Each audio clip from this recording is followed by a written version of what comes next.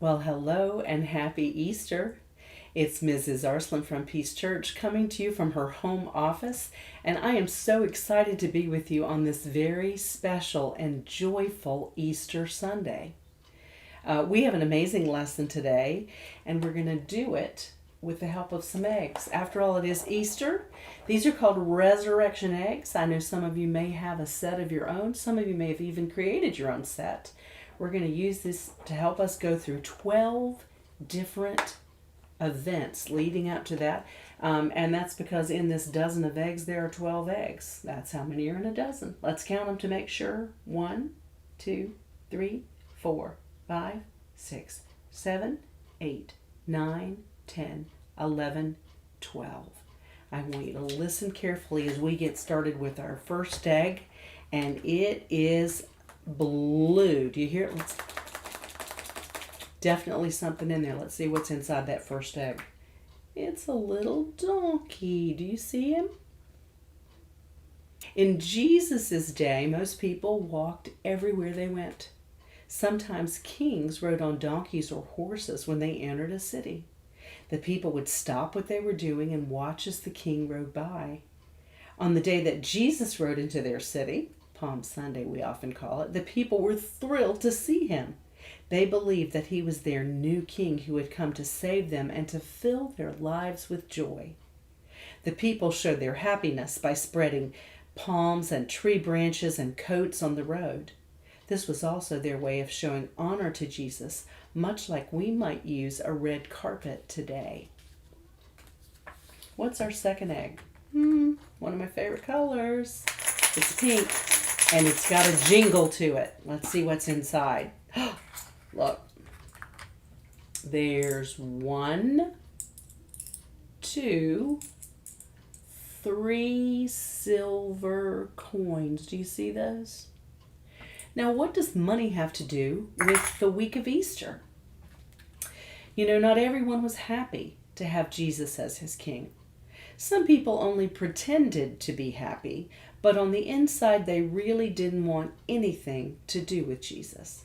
One of those pretenders was a man named Judas Iscariot, who was also a disciple. Some other men hated Jesus so much that they wanted to kill him, but they needed the help of someone who could get them close to Jesus.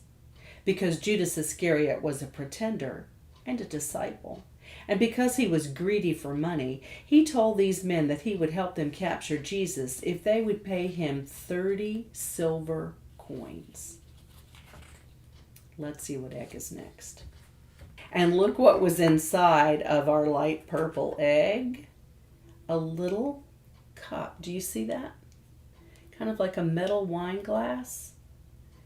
Yes, the reason we have this cup, Jesus had a special dinner with his disciples, 12 of his closest friends who traveled with him and learned from him. During the meal, Jesus stood up and held out a cup and gave everyone a drink. Then he said something that was hard for them to understand. He said that the wine in the cup was his blood. He didn't mean that they would actually be drinking blood, but that the wine was a symbol or a picture of his blood. He wanted them to remember this special night and the covenant or promise he was making to them and to all people. Do you know what that promise is? You'll find out if you keep listening. Our next egg, it's orange, also makes a noise. Let's see what's inside. Look, it's praying hands. Do you see that? Like we often do in Sunday school when we talk to God, we put our hands together. These are praying hands. And after dinner with his disciples, that dinner we just spoke about, the Last Supper, Jesus took them to a garden. He asked them to pray while he went to another place in the garden to talk to God alone. He began to be sad and to dread what he knew was going to happen soon. He was going to die. Jesus was willing to die, for he once said, "No one takes my life from me, but I lay it down of my own accord." You see, one of the remarkable things about Jesus was that, like no one before or since, he was both God and man at the same time. The God part of him was willing to die because of his great love. But the human part of him did not want to experience the greatest pain that he would surely suffer by dying on a cross. You know, when you are afraid or sad, you should do just as Jesus did. You should pray. What's our next egg? It's green. What's inside? Well, this is just a small version, but it's a whip. Do you see there's a handle? And it looks like there's ropes or scourges, they might have been called, attached. This is just a small version. This would have been much bigger and much scarier looking if we had seen it in person.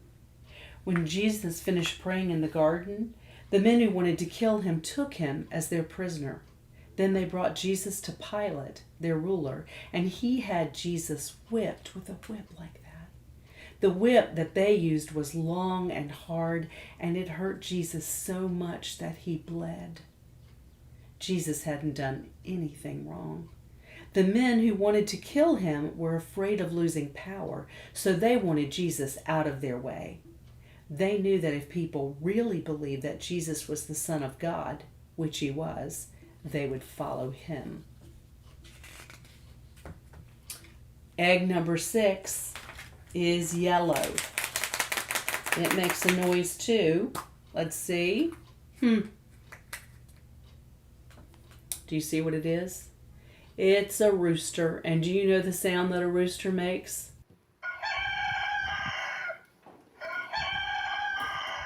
And in our story today, you may wonder what it is that a rooster would have to do with the Easter story, but I think a lot of you know. Peter, one of the disciples of Jesus, for him, the sound of a rooster crowing triggered great sadness and caused him to cry, because here's what happened.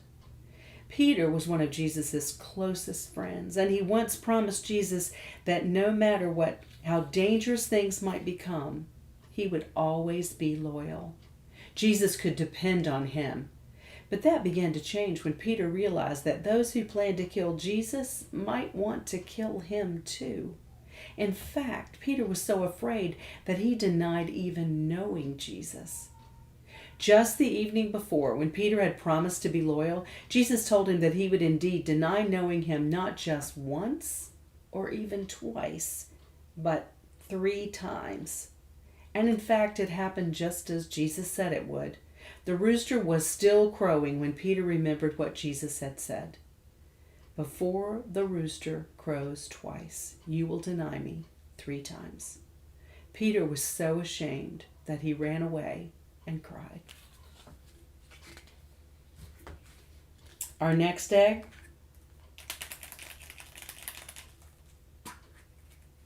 Wow. Can you see this? It's a crown of thorns. Now this one is just a little one that'll fit in an egg. But let me tell you about what Jesus had to deal with, a crown of thorns. After Jesus had been whipped, the soldiers took branches with thorns, twisted them into the shape of a crown, and shoved it down on Jesus' head. Again, Jesus bled. We know that because Jesus was the Son of God, he could have stopped the men from hurting him, but he let them continue. Do you know why? Because even though he hadn't done anything wrong, he had not sinned. Jesus was taking the punishment for all the wrong things that any person had ever done or ever would do. And that includes you, and it includes me. Our next egg is this light green one. Let's see what's inside. Do you see this? 3 nails that form the shape of a cross. The soldiers took Jesus to the top of a hill outside the city. Then, using nails much larger than those, they nailed him to a rough wooden cross. He died a few hours later. The Bible tells us that Jesus was stronger than any man. The soldiers couldn't have killed Jesus if he had not let them. He could have fought off the soldiers. Why didn't he? Because God loves people so much. He was willing to let Jesus be punished for our sins, the things we do or the ways we act that don't please God. And even though it hurt Jesus badly, he was willing to do what God the Father asked. Jesus loves us too. Now let's look at egg number 9. It's purple. What's inside? It's a spear. Do you see? 2 robbers were crucified with Jesus, one on each side of him. When the soldiers came to check the 3 men on the crosses, Jesus had already died. Just to make sure, though, one of the soldiers stabbed Jesus in the side with a spear. It is sad to think that Jesus died and that he died in such a cruel way. But remember that Jesus gave up his life because of his love for sinners, all sinners. This includes you and me and all who tell lies, steal from others, disobey God in any way, or even someone like the soldier who stabbed him. Our next egg is light blue. Doesn't make much of a noise. Inside, we find some linen cloth, a strip of linen cloth. After Jesus died, a man named Joseph of Arimathea asked if he could bury him. This was a brave and loving thing for Joseph to do. Remember that the men who killed Jesus did not believe that he was the Son of God. But Joseph did believe, and he wanted Jesus to have a proper burial. Joseph knew that this might get him in trouble with the soldiers, but he was brave and asked for permission anyway. Joseph wrapped the body of Jesus in cloth and buried him in a tomb cut out of rock, like a shallow cave. Joseph then went away sad because Jesus was dead, and he wondered what would happen next. It's our next to the last egg, and it's bright pink. Woo! What came in it? Popped out. What is it? It's a stone. Do you see, boys and girls? A stone. The stone that was rolled in front of Jesus' tomb was much bigger than the stone in this egg. It was as big as a door and probably weighed more than a car. After Jesus was buried, special soldiers were assigned to stand guard at the tomb. But these men were no match for God's angel. It took just one angel to roll the stone away. The guards were so afraid that they fainted. Where did the angel get his strength? From God. And now we come to our last egg, and it's white. Let's shake it. No noise. It's empty. Are you surprised? When 2 women came to the tomb of Jesus, they were surprised too. The heavy stone was rolled aside and the tomb was empty. Jesus' body was not there. The angel told them he has risen. Jesus had come back to life.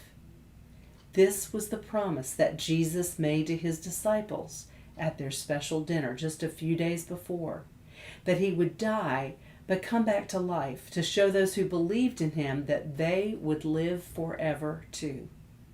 Someday, because he died for us, we can meet him and thank him in heaven. That's the story of Easter, and it's true, just like every word in our Bible. You know, in our Bibles, in the book of John, there's a verse, John 3:16, that says, "For God so loved the world that he gave his only Son, that whoever believes in him should not perish, but have eternal or everlasting life." You know, God wants you to live with him forever, and he's already made the way for you with Jesus. Do you believe in him? I hope so. And if this is something that you'd like to talk more about, please ask Mom or Dad to talk to you about it. I would also love the chance to talk with you about it too, so have them feel free to contact me. Before we leave today, I just want to remind you on this very special Easter day to remember to be the light, to show the light of Jesus, to let the people that you love know that you know Jesus, and because you know him, you are becoming more and more like him. I want you to be kind to each other, especially with your words, and be loving. Show the love that Jesus showed us to those that are around you. I want you to know that I am praying for you, and I look forward to seeing you next time. Bye for now. Hi, Blossom, my kitty, and my other kitty, Cammie, have a special Easter message for you.